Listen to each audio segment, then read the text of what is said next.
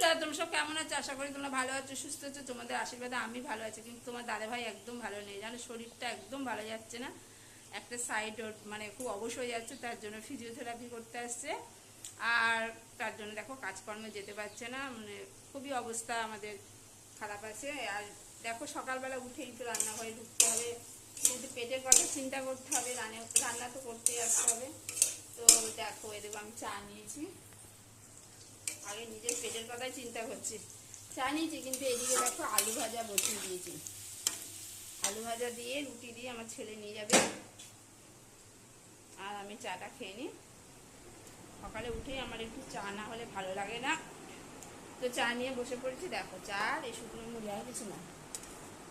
মনটা কদিন ধরে খুব খারাপ, যেহেতু তোমাদের দাদাভাই তো শরীরটা ভালো না।